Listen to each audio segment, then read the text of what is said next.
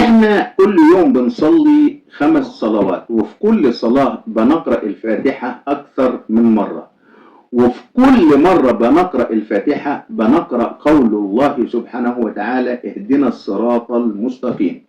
طب ايه هو الصراط المستقيم؟ انا هقول لكم ايه هو الصراط المستقيم بطريقة لم تسمعوها من قبل، وانا متأكد من ذلك. بس خليكم معاي وركزوا في اللي انا هقوله. هو انا لما اقول اهدنا الصراط المستقيم، يعني معنى كده ان احنا كنا في ضلال وبنحتاج الهداية من الله. ده هو اللي بيحصل. لو انا تخيلت انه الانسان بيولد بقلب سليم ابيض، وساعة ما يتولد الانسان بيتولد وقدامه طريق مستقيم كده.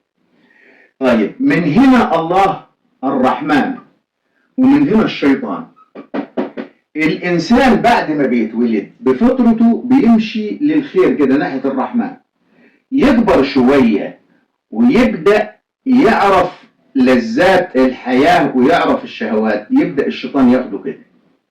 بعد كده يفتكر الصلاة يروح راجع تاني كده ناحية الصراط المستقيم، اهدنا الصراط المستقيم.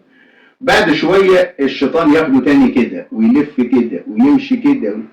فاحنا بنقول اهدنا الصراط المستقيم، يعني احنا لازم ننحرف ونرجع، وده اللي عايزه ربنا سبحانه وتعالى، ان احنا نمشي حلزونيا كده حوالين الصراط المستقيم. طب لو واحد مشى كده على طول ناحية الرحمن، ودول قليلين جدا، هيبقى ولي. وكلمة ولي معناها ولى ناحية الله وتولى عمن سواه.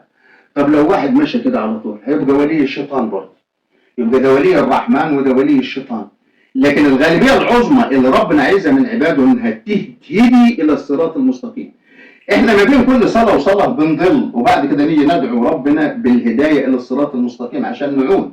هو ده الصراط المستقيم، انك انت تتمايل حوالين خط مستقيم في حياتك. فهمنا ايه معنى اهدنا الصراط المستقيم؟ هو ده اللي عايزه ربنا سبحانه وتعالى. عايزنا كده يعني نخطئ ونعود، نخطئ ونعود. وده اسمه طريق الأوابين، وربنا بيحب الأوابين والتوابين، ربنا بيحبهم. والطريق ده لو انت بصيت له كده تلاقيه عكس عقارب الساعة، اللفة دي عكس عقارب الساعة، والحركة دي غالبة على الكون كله.